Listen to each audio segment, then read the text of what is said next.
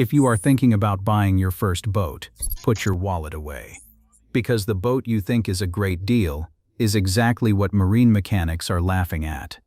Let us look at the overpriced, underpowered floating mistakes that scream you have no idea what you are doing. Number 8. The 2023 Tracker Pro Guide V175. This is the aluminum fishing boat that beginners flock to, convinced they just scored the ultimate accessible price on a rugged outdoor machine. It looks the absolute part sitting pretty on the dealer lot trailer. But professional marine mechanics are shaking their heads the second you hook it up to your truck. The fatal flaw here is the two-piece riveted hull construction. Rookies take this thing out into heavy water, completely unaware of the structural stress they are causing. Pros warn against this design because riveted hulls historically develop leaks much faster than their fully welded counterparts. While a beginner thinks they saved a few $1,000s up front, they are just buying a frustrating, leaky maintenance headache down the road. Smart money goes to fully welded hulls from brands like Lund or Crestliner, which professionals overwhelmingly prefer for actual durability. The Tracker might get you on the water cheap, but it will keep you in the repair shop, paying a massive premium. Number 7. The 2023 Bayliner Element E16. This boat thrives on a massive deception we call showroom stability.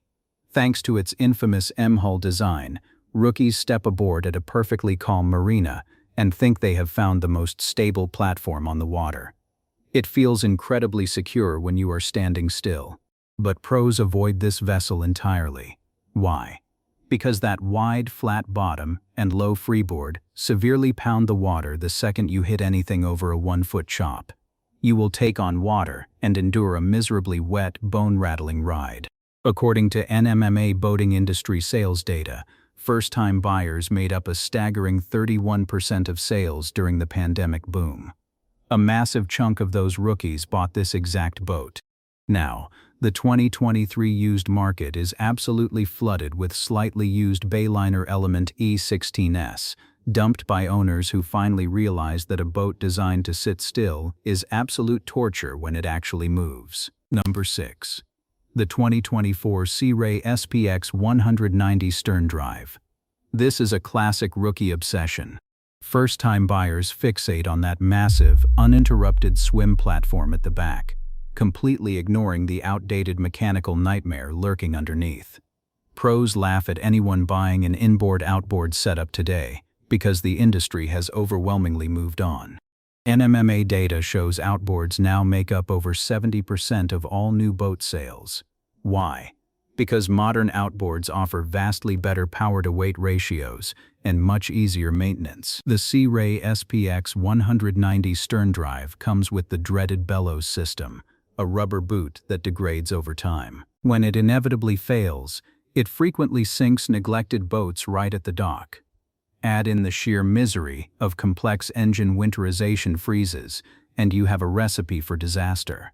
You might get a clean transom for your photos, but you are buying a depreciating heavy dinosaur that mechanics absolutely hate working on.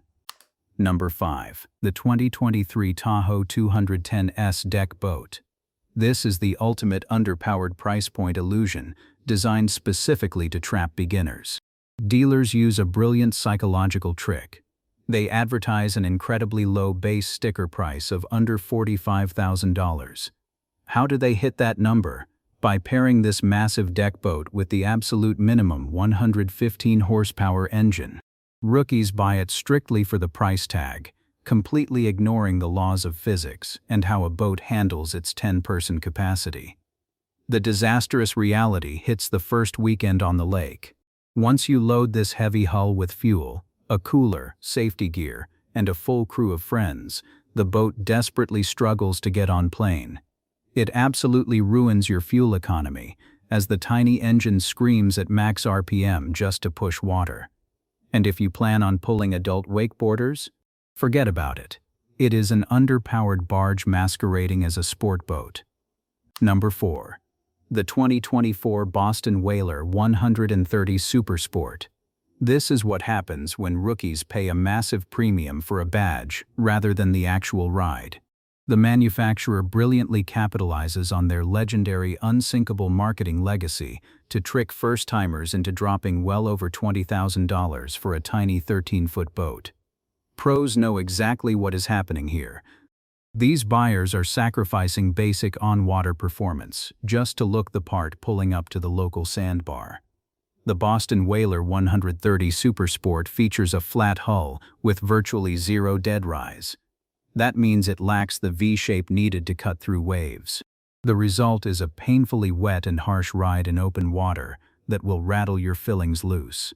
For the exact same money, smart boaters are buying significantly cheaper, better riding 17-foot V-hull boats from lesser-known brands.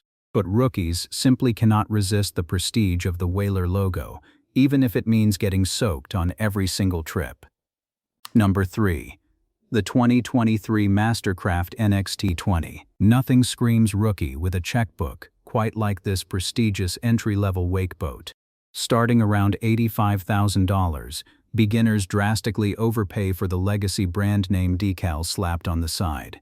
Meanwhile, professional wakeboarders and surfers are actively mocking the actual capability of the vessel. The harsh professional critique comes down to physics.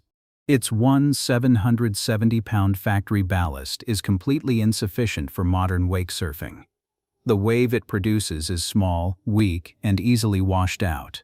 To get a decent wake, owners are forced to immediately spend thousands more on aftermarket fat sacks just to weigh the boat down properly. These massive bags of water clutter the deck, ruin the interior seating, and defeat the entire purpose of buying a luxury water sports boat. You are paying luxury car prices for a starter kit that needs heavy modification just to do the one job it was advertised to do. Number 2. The 2023 Yamaha AR190 jet boat. Featuring a 1.8-liter high-output engine, this vessel is the ultimate false sense of security for families. The rookie appeal is obvious.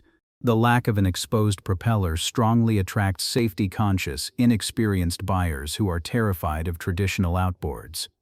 But this boat is a docking nightmare waiting to happen. Jet boats lack a traditional rudder and rely entirely on water thrust for steering. That means there is zero steering control when the boat is in neutral at idle speeds. Trying to dock this single-engine jet boat in a crosswind is practically impossible for a beginner, turning a relaxing afternoon into a viral boat ramp fail. This directly ties to the 2022 U.S. Coast Guard recreational boating statistics, which show operator inattention and inexperience cause over 600 accidents annually. These accidents heavily correlate with rookies buying hard-to-handle, single-engine jet boats they simply do not know how to drive. Number 1. The MacGregor 26. Produced from 1995 to 2013, this is the absolute ultimate hybrid trap that marine mechanics relentlessly mock to this day. The rookie delusion here is staggering. Amateurs bought this thinking they were outsmarting the entire marine market by getting a sailboat and a speedboat in one single vessel capable of hitting 22 miles per hour. But pros just laugh, because physics dictate that a hull designed to plane at 20 miles per hour simply cannot efficiently displace water under sail. It is the compromise boat that fails miserably at everything it attempts. It suffers from severe structural flaws. It sails exceptionally poorly due to the lack of a deep keel, drifting sideways in a breeze. And it powers dangerously due to a highly unstable center of gravity and a bizarre, awkward water ballast system.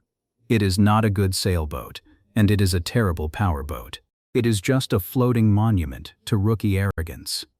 If you have ever made the mistake of driving one of these rookie traps, let us know in the comments. Subscribe for more brutally honest boating insights.